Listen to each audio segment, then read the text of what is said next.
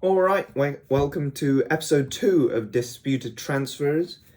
Today's show is going to be about 3 in, 3 out for Manchester United. 3 transfers that I would like to see, and 3 transfers that I'd like to see going out of the club, and 3 transfers I'd like to see going into the club. Now, as for my top priority, believe it or not, my top priority is Jadon Sancho. He is better than any other right wing on the market. Just turned 21 years of age. He fits the bill. He can score the goal. He can score the goals. He can assist the ball really well. He's going to be a wonderful playmaker on that right-hand side for us. Jadon Sancho is our top priority, and I think we can get him for around 80 to 85 million quid. Maybe we might push 90 if Liverpool decide to get in the race, but I think Sancho for 80 million pounds is the first buy Manchester United need to get. That is their top priority this summer. Their top priority. Because there is no other player in a position of need for Manchester United that fits the bill as well as Sancho does. Alright, as for my first out, this is not really going to be a surprise to everyone, but I would want to see Jesse Lingard as a transfer to leave the club. Now, Lingard's done really well on loan, and I think his price isn't going to be any higher. It makes sense to sell a 28-year-old Lingard with 1 year left on his contract for 20 to 30 million pounds, which subsidizes some of the Sancho fee. I think if Lingard goes to West Ham or Leicester or any other Premier League team, he'll do really well, can run into a lot of space, but at Manchester United, you got Bruno Fernandes, Donny van de Beek, hopefully Paul Pogba if he stays, maybe Martial, all ahead of Jesse Lingard. And with players like Amad Diallo coming up, Jesse Lingard's not going to be seeing any game time. He should leave 20 to 30 million quid. I think that could be a fair deal for Manchester United and whichever club decides to come in for him. Now, as for my second in, I said that I would keep this realistic, and as much as I would love to see Declan Rice wearing a United shirt, I just know that is not going to happen.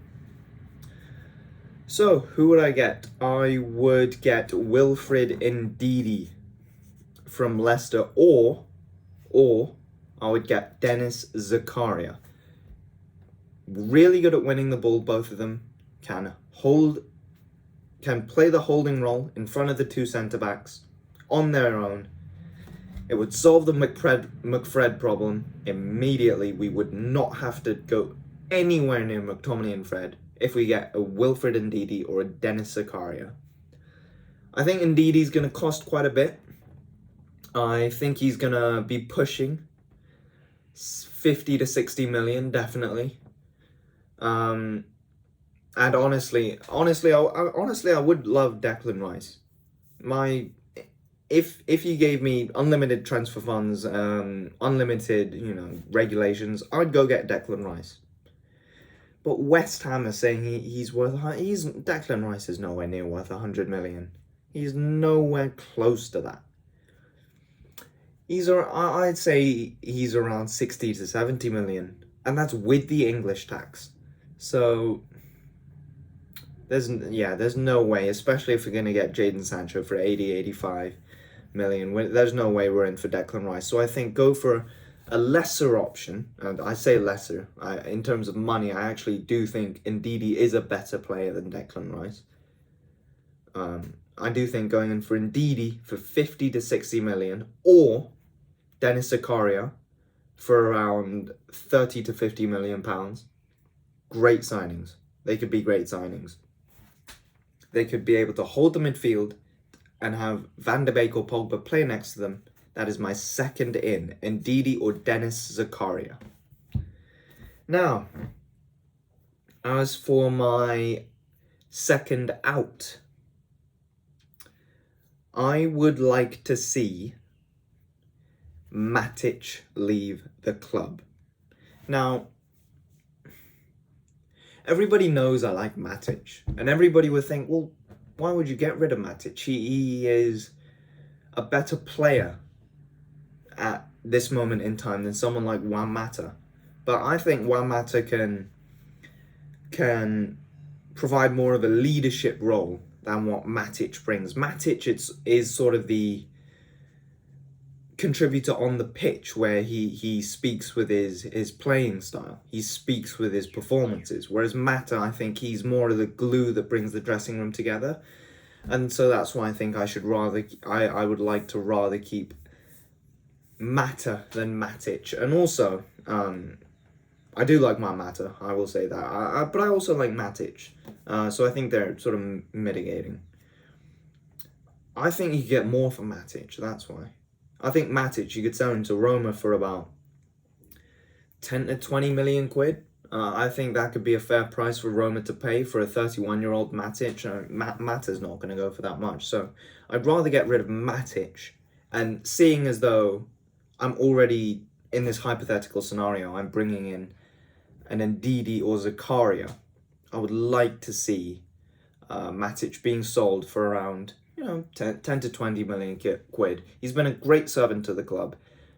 I've really praised Matic over the years, but as a wise man once said, it's time to go. Now, as for my third in that I'd like to see, obviously it's going to be a centre-back, but it's not going to be the centre-back that everybody thinks that I'm going to say. Everybody might think that I'm going to say, oh, we should just get Varane. Yeah, Varane's the answer. Varane's the answer. They've got it all wrong. Varane is not the answer. You know who is the answer? The answer is Jules Koundé. Jules Koundé fits the bill perfectly. I cannot iterate this enough. Jules Koundé is perfect for Manchester United.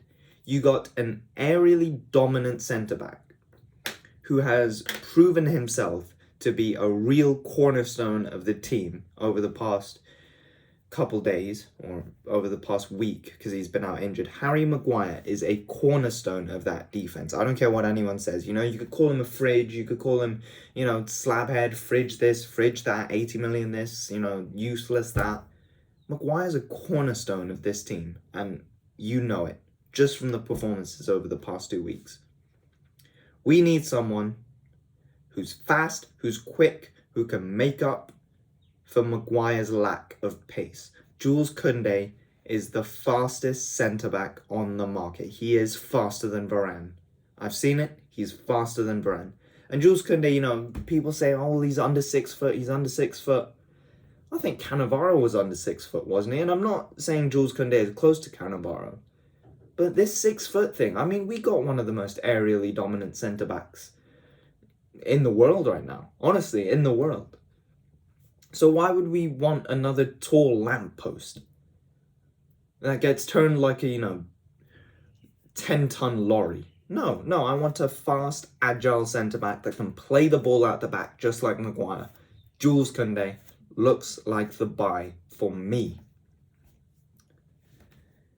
And also, just on that Jules Koundé point, Varane, I'm not sure how old he is. I think he's going to turn...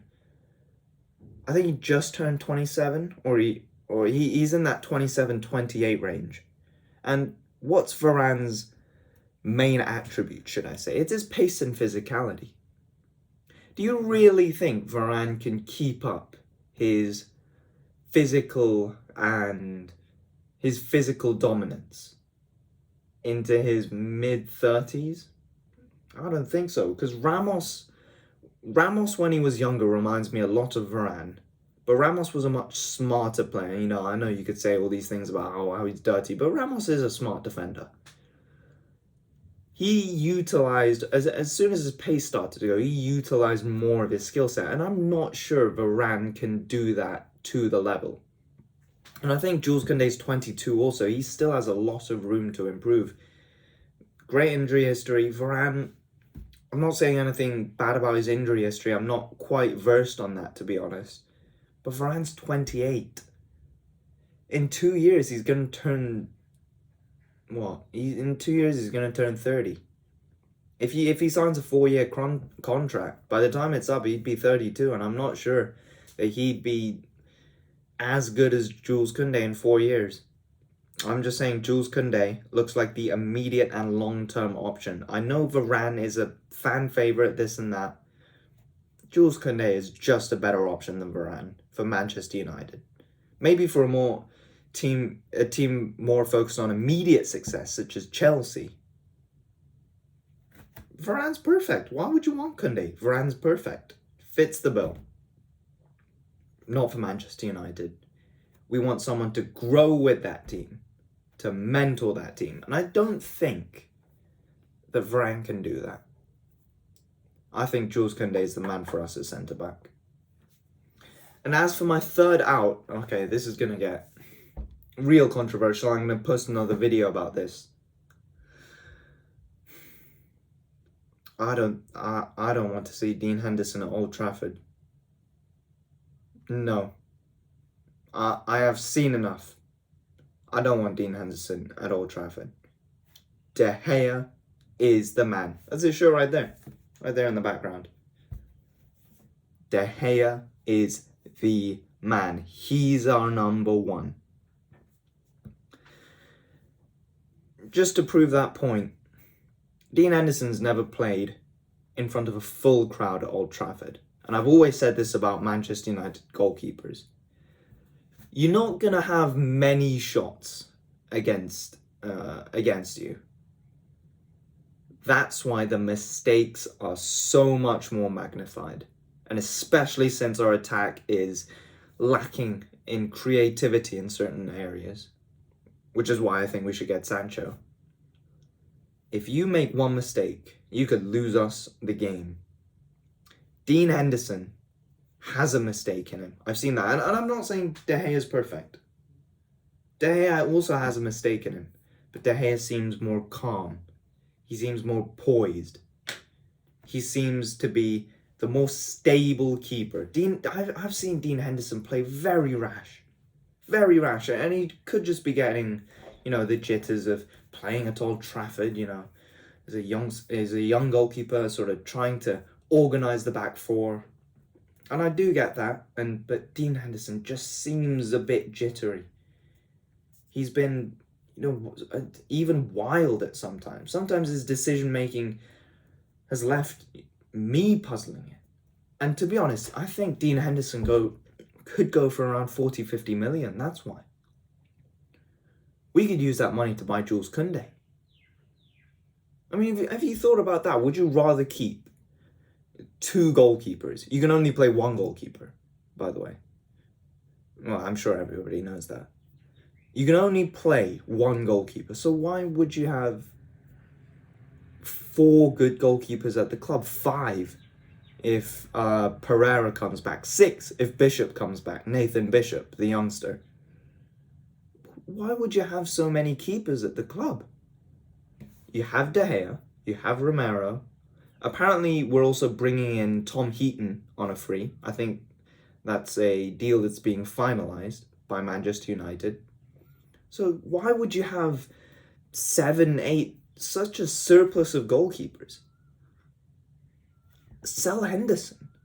He's worth 40, 50 million, and he will go for that. Maybe even more, because he's English and the English tax. Sell Dean Henderson. I am adamant about that. I think you get roughly the same amount of money for De Gea and Henderson. Sell Henderson. De Gea's got 10 years left. Goalkeepers play until they're 36, 37 now. And they're still great. De Gea has 7, 8, 10 good years left since he's such a great keeper. And think about it. Would you rather have, Henderson's 24 now, so would you rather have, 12, 13-ish years of okay goalkeeping where he makes a mistake, loses us a few games? Or would you rather have De Gea for another 7?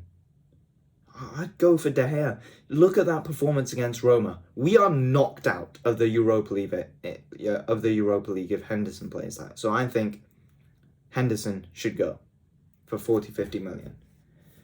So, just to summarize, 3 in. Sancho, 85 million. Ndidi or Zakaria, around 50 million for Ndidi, around 35 million for Zakaria. And Jules Koundé, around 45 to 55 million. For 3 outs, Lingard for 20-30, Matic for 10-20, and Dean Henderson for 40 to 50 million. Those are my transfers. I'll see you next time to talk about the goalkeeping situation at Manchester United.